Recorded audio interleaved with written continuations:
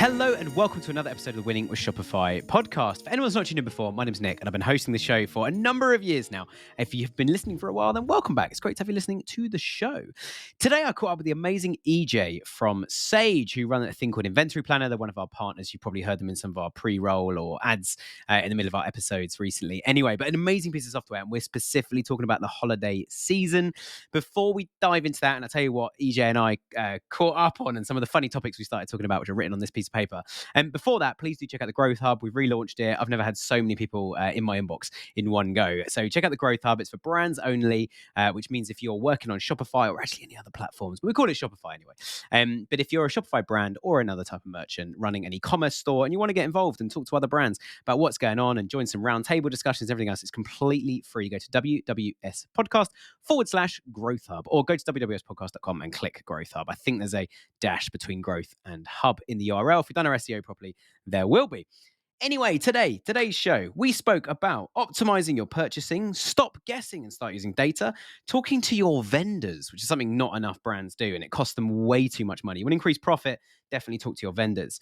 We spoke about inventory metrics, which is something new to me as someone who works in digital marketing and been using Google Ads and platforms like that for years. But metrics to measure your inventory, a strategy for peak and what that looks like, store performance, and that's performance across different stores, how you manage those vendors, so not just talking to them, but actually managing a whole stream of vendors to make you a little bit less susceptible to a vendor causing a problem, getting sales without actually having any stock.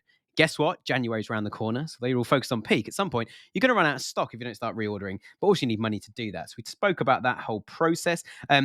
How to plan now for post-peak, even though we're in the middle of peak and everyone's going crazy for sales, and how to put your plan into motion and how to make your plan more advanced as well. So it's quite a big episode today. And although it's called inventory management and stock management, that doesn't sound like profit to me or to you, but actually it is. And we've spoken about this topic quite a few times before. So you want to increase your profits, listen to today's episode. I hope you enjoy. And one final little plug from me.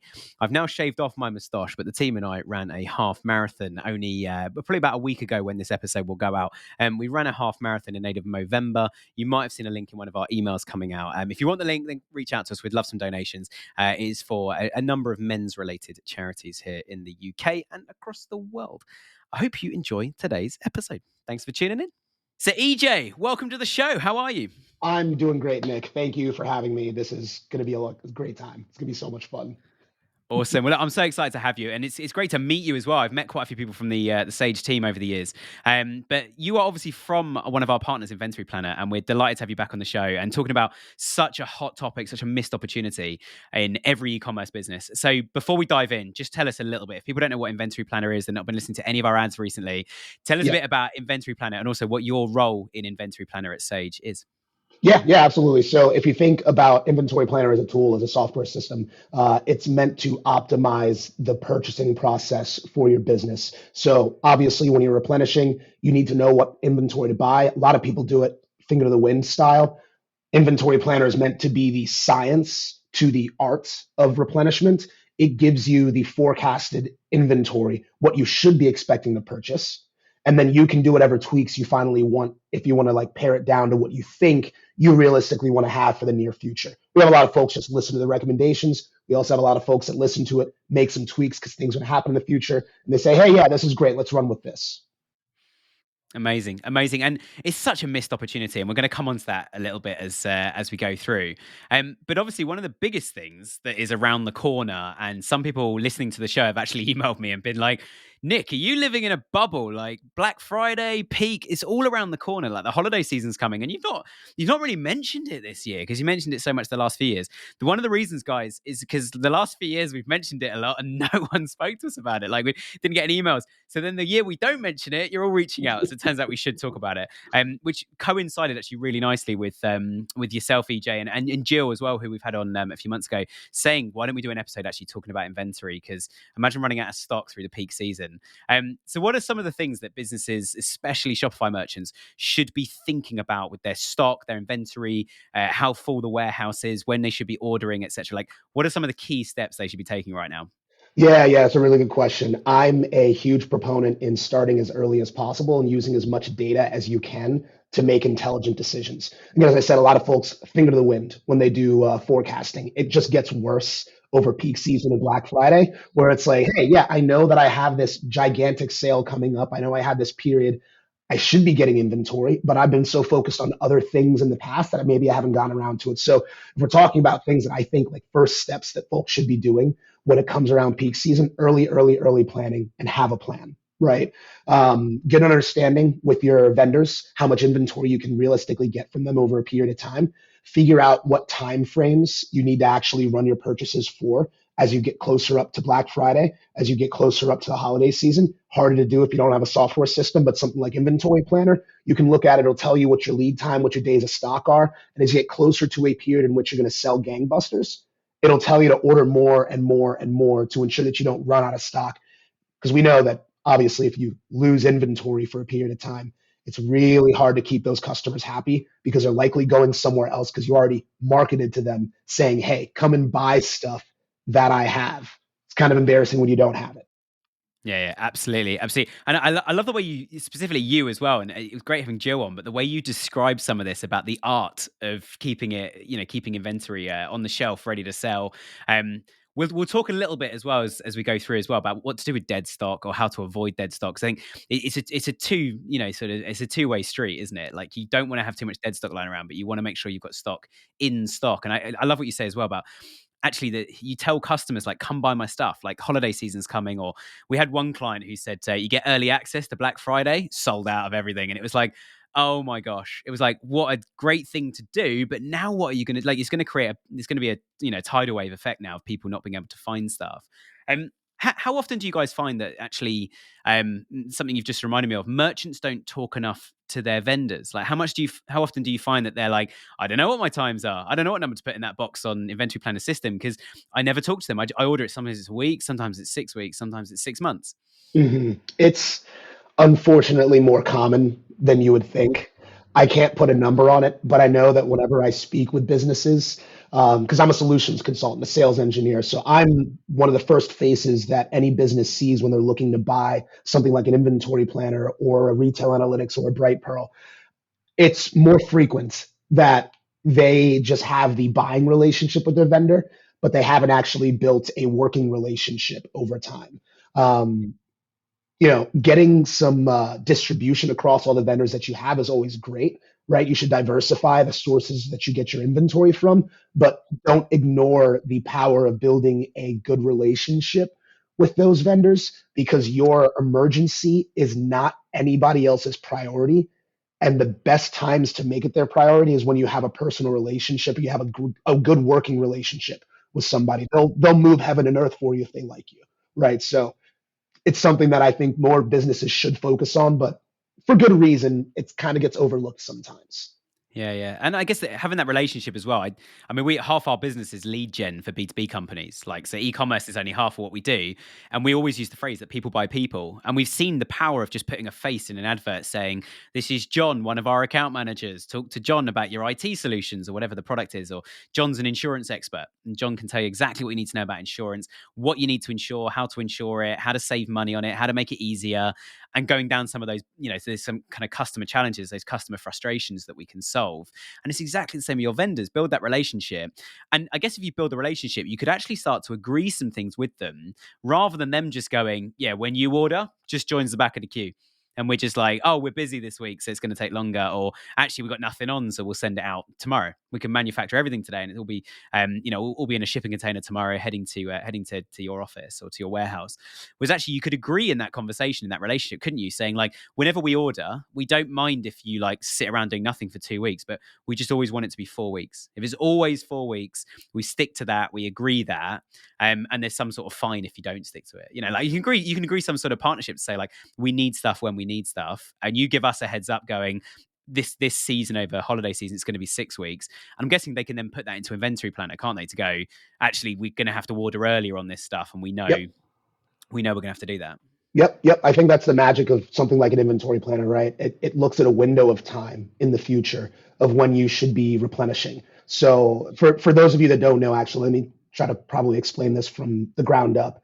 There's a couple different metrics that are important when you're going and doing a replenishment run, when you're going to buy new inventory. And the basic things that you can imagine as a business is your sales velocity, how quickly you sell through things in a period of time, your lead time, how long it takes to get to you from your vendor, your days of supply, how long you want the inventory for until you're forced to purchase it again, how much stock you currently have, and the stock that you have already purchased but haven't yet received.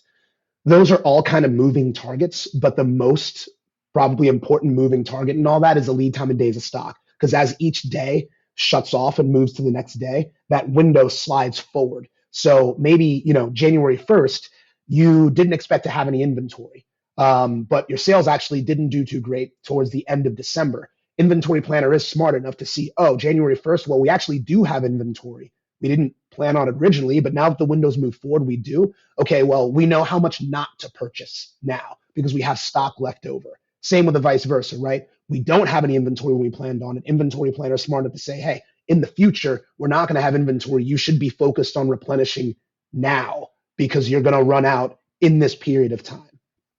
Yeah, absolutely. And I love the fact that you're talking so much commercially. Like I do find sometimes with like warehousing and stuff, there's this massive fence between the guys who actually like look after the products and, the people that send products out and run the warehousing side of things.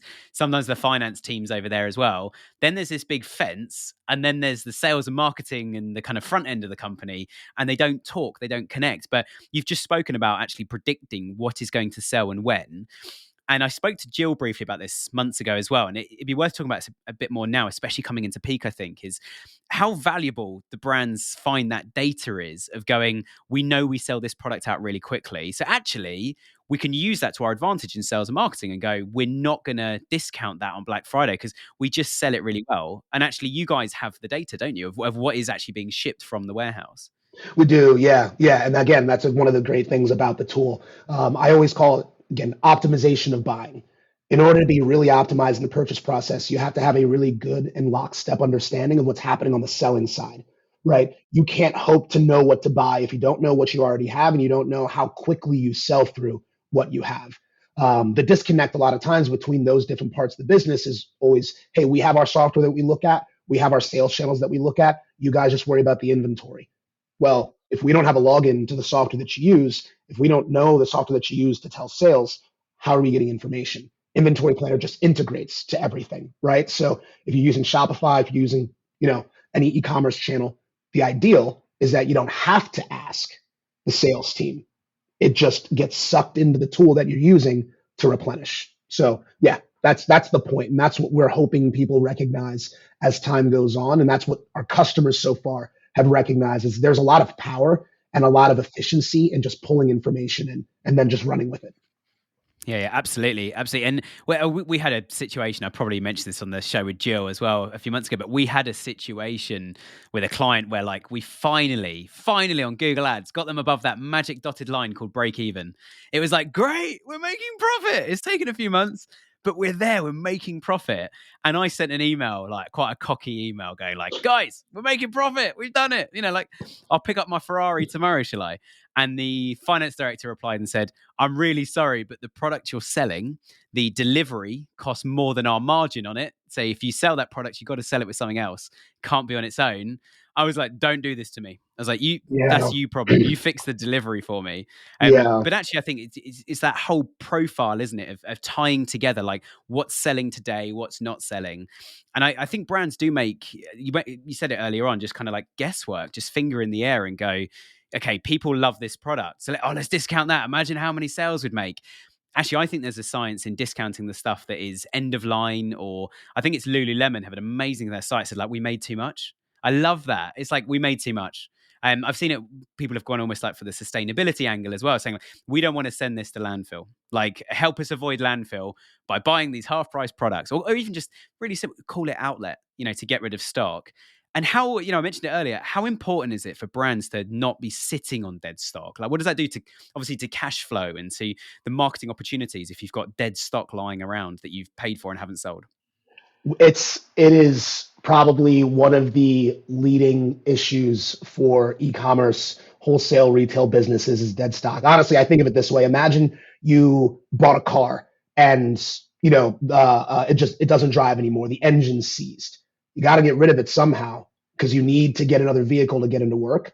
Well, if your engine's seized and you're not driving it, that's all that money tied up, and it's actively keeping you from making more money in certain ways. It's the same exact thing for having dead stock in your inventory. So again, telemetry, understanding when that dead stock's going to be there ahead of time so you can develop a plan to get rid of it when it happens, right? Look at what you did in the past with certain dead stock items. Maybe you did sell to a reseller. Maybe you did have a markdown plan, a discount plan that went for a period of time. Maybe you did give it as a free gift to some businesses or to some people who are buying from you. Because quite frankly, even though you're giving some of that product away for free, it does build goodwill with customers. So the likelihood of them coming back is higher. As you said, cost of acquisition's high trying to attain customers right now, especially with the change in prices for all of online marketing and email campaigns. So if you can find a way to circumvent that in any little way, all those small changes add up to big dollars at the end of a period or at the end of a couple different periods. It's all about consistency and time. Yeah, you're absolutely right, and I love that example as well of like giving customers a free product. I saw one campaign that one of our clients did a few months ago where they said free gift with every product this weekend only. They didn't say what the gift was. They didn't say how many, what it was worth, whatever. And it was just like it was a supplement based business, and they had this range of like I think they were like sports gels, which I actually tried on a run last night, and they're pretty good. You know, you take the glucose supplement, and I was like, and you can see my time like went up or went down. Sorry, as in I got faster Yeah, for the next kilometer or two, and then went back down, and then it was quite good. But they had a load of these things lying around, so when people were ordering anything, they just said, "Oh, here's 4 gels, which is enough for 2 half marathons or a marathon. Go run a marathon." And they just put one little business card in that cost them next to nothing to print. They printed it themselves, and they got rid of all of those gels.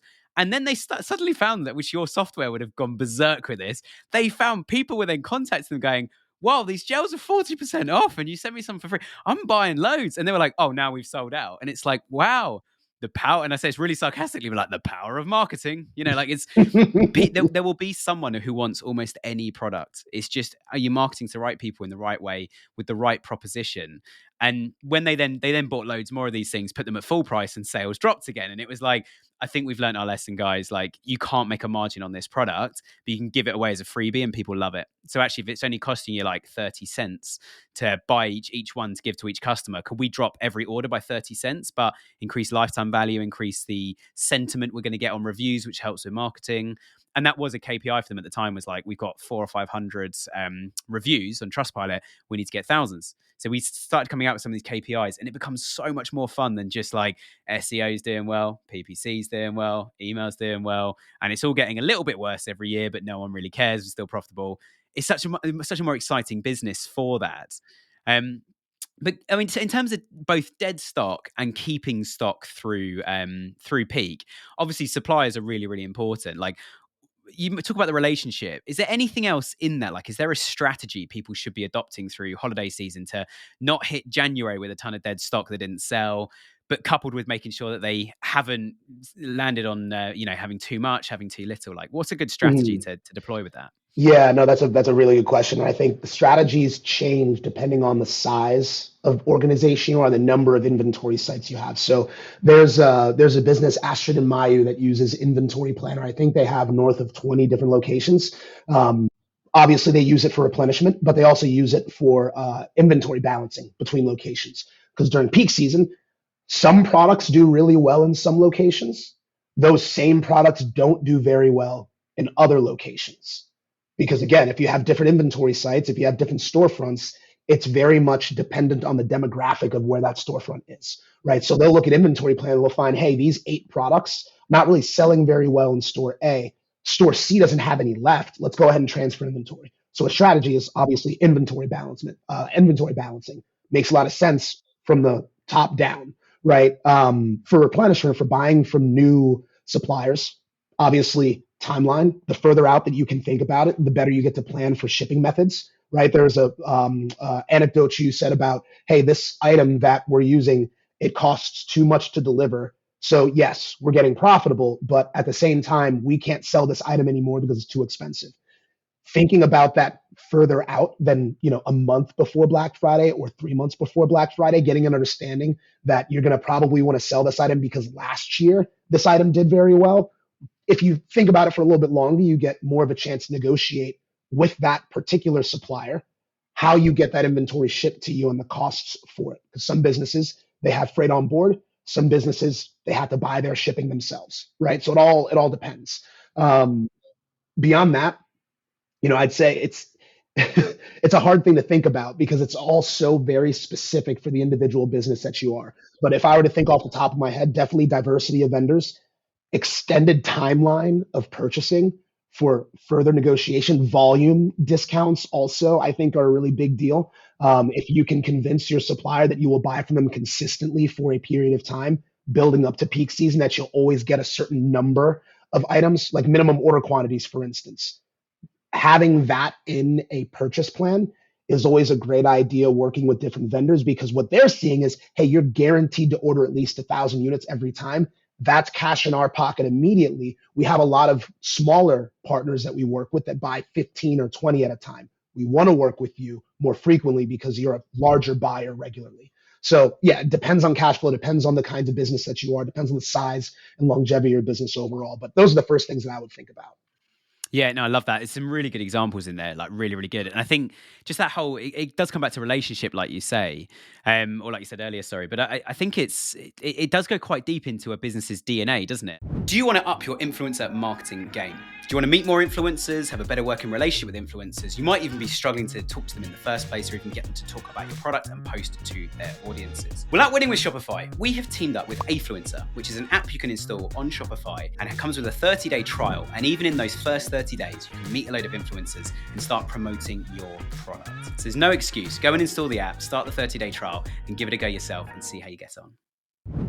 We've all seen merchants, certainly you and I probably have, I definitely have, where merchants have just gone like, oh, we've got no stock, or our supplier's gone bust and we've now got an issue. And it's like, what do you mean my supplier? Don't you mean like one of my suppliers, not the supplier, the singular one? And I think that whole diversification of suppliers, as you say, is so important. I think the only other thing I would add to your list, the only one that I was like, I wonder if you're going to mention this or not, is just agreeing payment terms. I think payment terms are so important. Yep. We've got a client who they pay nearly double per unit that they buy if they only pay when it sells, and they have an agreement that they will send the product back in 6 months if it hasn't sold. So it's almost like reverse. It's almost like drop shipping where you stock it yourselves. And I thought it's such an interesting way of doing it. Yeah. But there's certainly some good strategies around that for cash flow, because what you don't want to do is spend all your money on product and then go, hey, marketing team, off you go. And they're like, now we need a budget. we need some money to spend on Meta and Google and other stuff here. And that influencer over there, they don't work for free. But you've spent all the money on product. So actually, if you can agree like right, we're going to buy enough stock for the next 6 months. We've got the warehouse for it, but actually we're going to pay a third today, a third at 3 months, and a third at 6 months. That gives us some longevity to sell. We can actually add way more lines to our product range as well, see what works. And actually, supplier might give us even more favorable terms if 3 months in we say, here's your second of 3 payments, and we actually want to order a ton more of this, and this, because they're selling really, really well. Now the vendor, as you went back to your point earlier, like anything you want, you guys got it. We can, we can absolutely get that stock for you sooner rather than later. And do you find a lot of merchants, like when they're working with vendors, do you find that the vendors have a range of restocking times as well? Yeah, it's all across the board. There can be a range of restocking times. There can be quantities that they will never look at unless it gets to a certain threshold. It could be a dollar value for the overall purchase order. It could be, the size of the shipping container. They might even say, and this happens rarely, it's usually the customer, the merchant that we're working with that says this, like, hey, we have a shipping container that needs to be filled to a certain size. We're not going to run a purchase order until we can fill that shipping container at least 90% of the way. Right. So yeah, there's a lot of different requirements that sometimes pop up during the replenishment process. But I think, to your point, one of the most fundamental things to recognize and understand is that these suppliers you're working with are in business to sell inventory just like you are. The benefit of being a wholesaler is that the more wholesale customers you collect, the wider your footprint is. Obviously, same thing for e-commerce, same thing for retail, but because wholesale businesses buy more inventory than an everyday average consumer, there is a longevity to the relationship that you can leverage, and you get to manipulate things like pricing and payment terms, and shipment dates and so on. So again, I cannot stress enough that as a merchant selling online, selling in store, when you're working with your suppliers, remember that they want to sell inventory, and the easier that you can make it to get cash in their pocket, the better they will treat you across the board for when you need inventory. And those payment terms are exact. That's a perfect situation for that. Yeah, yeah. And I think one thing to be really wary of as well when you're trying to get more favorable terms, we've seen it with suppliers before, some of our clients, where they've said, like, if you give us exclusivity, we'll give you a discount. And I think it's a double-edged sword, isn't it? You get that discount, and it's almost like taking short-term cash for long-term pain. And I advise businesses all the time, like, I rarely think of a scenario where you should take the short-term option, not the long-term option. And the long-term option is to go, no, that's fine. We want to work with lots of suppliers and have that security, because you might find that supplier then has got this exclusivity with a load of brands. If they then say, like, actually, we're not going to ship product to you or manufacture for you because you're not doing an exclusivity, the answer should always be, well, fine. There's nearly 8 billion people in the world. There are other suppliers out there, and I can go and do that. How much do you guys work with, though? When we're talking a lot about vendors that, like, you pay a price, you fill out a form, have a conversation with it, something arrives in a shipping container at your office. How much do you work with companies, or does Inventory Planner service stores that manufacture their own stuff? So they're actually bringing in resources rather than product. Yeah, it happens every so often. It's an area that gets kind of touchy, because when you talk about bill of materials, when you talk about manufacturing, there's always specifics that end up rearing their heads later down the line. Generally speaking, when we think about bill of materials and assembly processes, it's finished good units being put together to make a different finished good. There's always it's some situations where a manufacturer or a business that we're working with is like, hey, yeah, we get our stuff done by a contract manufacturer, but we need to order the raw materials for it. Okay, are you cutting things? Are they getting different volumes? Like milliliters to liters? Are they mixing chemicals together? How deep are we going here? Because the deeper we get, the hairier this gets overall. We should be And looking you at a full wonder, blown. like, yeah, is Yeah, this a yep. Google Sheet solution? Exactly. Now, that being said, we do have businesses that were doing the Google Sheet solution for that, and Inventory Planner very much brought them towards modernity, which was great. And we're very happy with that, right? It's a phenomenal thing. But yeah, once they start getting more complicated, they start doing things like, yeah, mixing chemicals. They start doing things like wastage and labor. Then we start saying, okay, you should probably look at an MRP. We can still help you with the forecasting, but the materials requirements planning is probably an important thing for you to start looking at now that you've gotten to scale. But yeah, it's definitely a piece of the ecosystem overall that we see. Yeah. No, it is interesting, because I think a lot of brands almost kind of start with drop shipping, then they order in their own products, then they have Mhm. multi-vendor ordering in lots of different products from different places, and it all gets a bit complicated. And then the ones that are really successful will often, like, open their own warehouse where they actually manufacture things, open their own factory. So it's interesting seeing that journey. But obviously, your software is looking at what's in the warehouse and what are people buying. So it still applies, I think, across the board. To ask a really difficult question, and it was on our list, I'm pleased to say, but I think it's a really difficult question, and something that brands would be delighted to be in this situation. What happens if they get halfway through peak and they run out of stock? So the demand exceeds the supply. What do Mm, they do? yeah. What happens next? Yeah. So obviously the hope is always that we've planned enough that that doesn't happen. But life is life. Things go sideways. The two things that I really like seeing for businesses is allowing for back orders and pre-orders to happen. So acknowledging with the customer that you ran out of inventory and that you're getting more inventory in. And as long as you can be as transparent as possible, like, hey, this item is going to come in a month. Get your place in line right now. Don't charge the customer until the item ships, right? But let them know that they've secured their place in line. There are going to be situations in which you find that people are very okay waiting for a period of time to get their inventory as long as they know how long they're waiting for. That's the key. I have a friend who ordered a handmade rug from Etsy. She didn't know that it was a handmade rug because there wasn't a date of delivery on it. She was expecting to get the rug in a week. 2 weeks went by.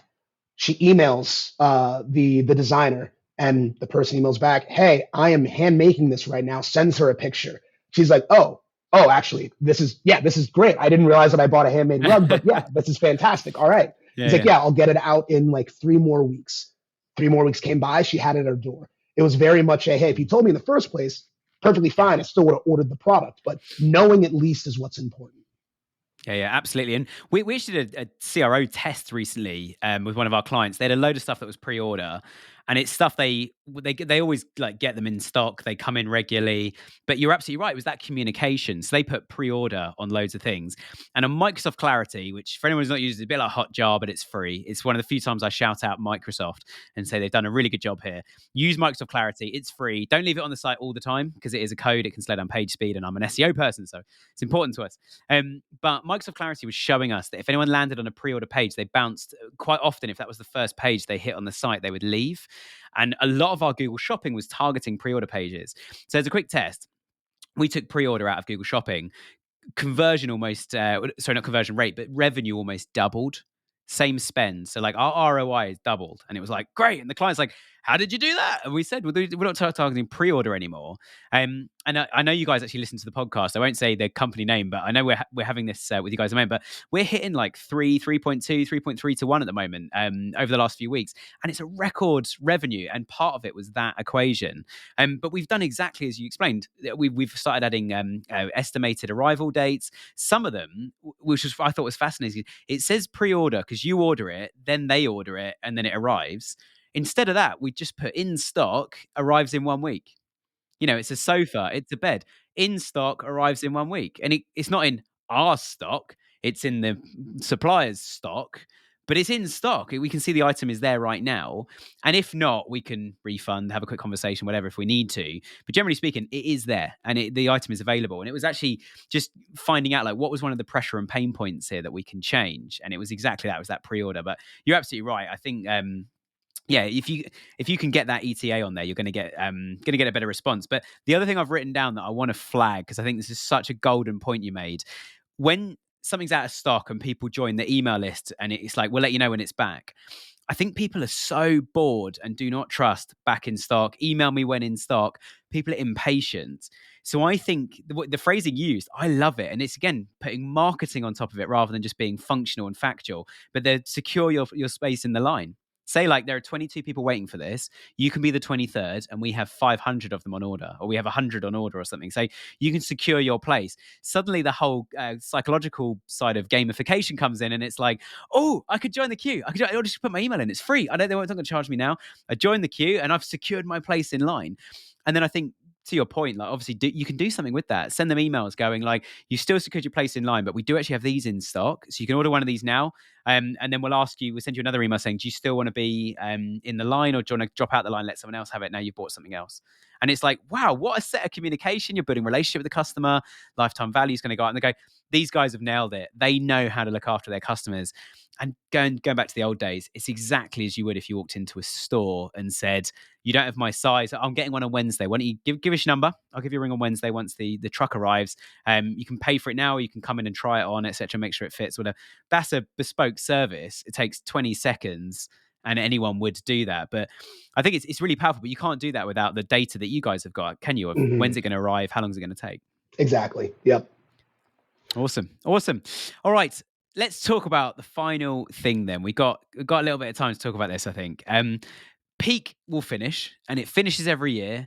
And everyone just kind of then, I say everyone, a lot of brands, like more often than I'd like to admit, they go into panic mode in January. It's like, oh, Christmas was lovely. I drank too much. I ate too much. Like, we've had a lovely time. And oh my gosh, the warehouse is empty. We've got no revenue. Like, it's just kind of panic stations. There's an opportunity to avoid that, isn't there? And there's some obvious things, but there's also some less obvious things. What should brands be doing getting ready for post-peak? Ooh, yeah. So we don't have any inventory left is so easily avoidable with something like an inventory planner. Because again, it's looking at a window of time. As history moves forward, that window shifts forward. So you'll start seeing an inventory planner. Hey, these A and B class products that we have that have been making us the most money. Well, they're going to start kind of petering out.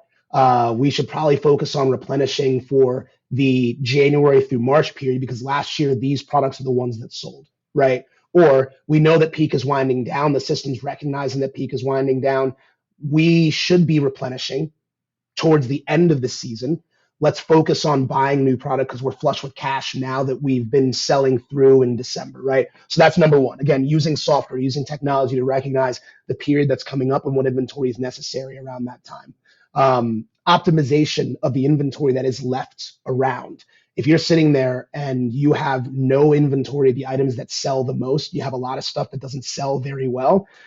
This is less of an inventory thing. This is more of a marketing thing. You might start thinking about pivoting your marketing plan a little bit at the end of peak season to start talking about the items that are going to be in stock that haven't been touted for the past, couple weeks, past month or so.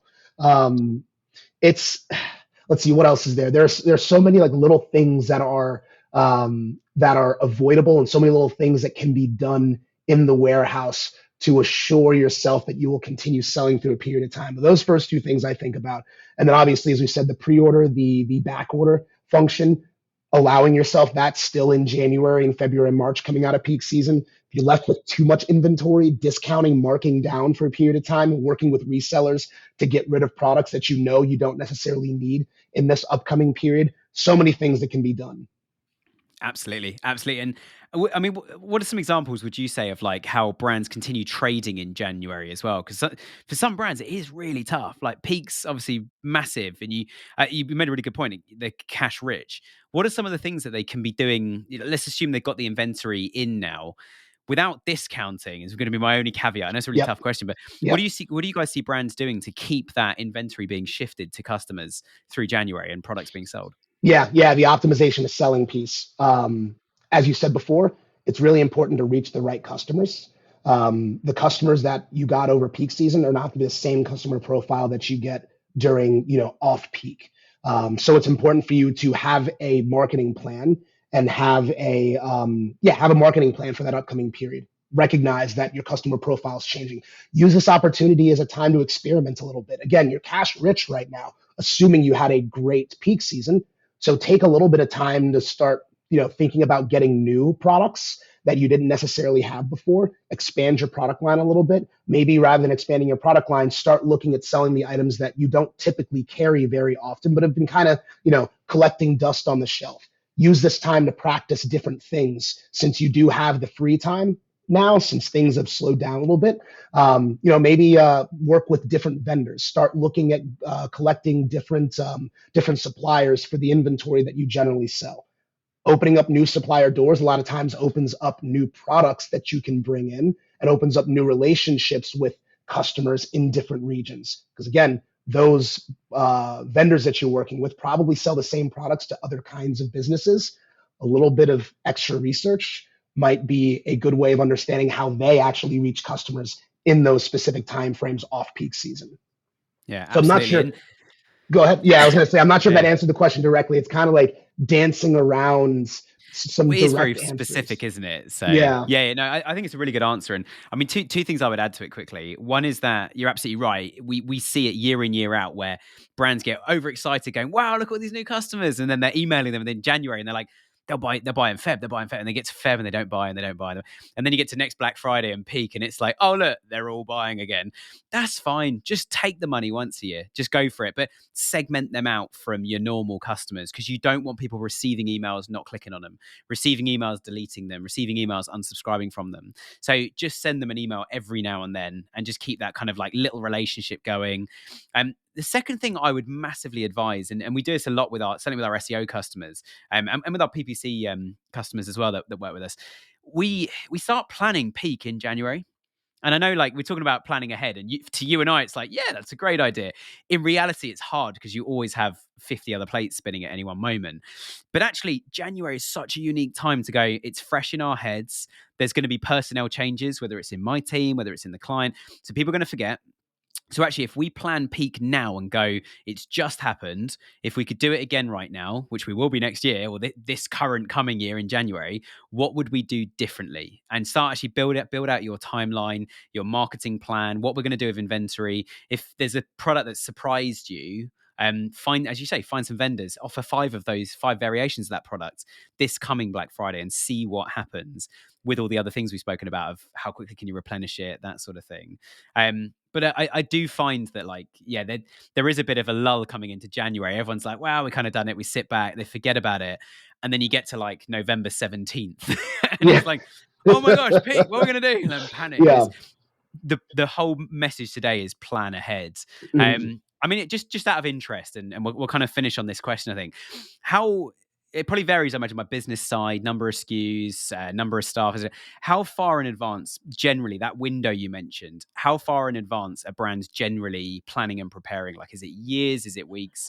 Is it days? Yeah. So apparel fashion companies that I talk to, they're always planning in 6-month increments, a year in advance, because obviously fashion trends change pretty quickly. And typically people get telemetry on what the fashion trend's going to be in about a year.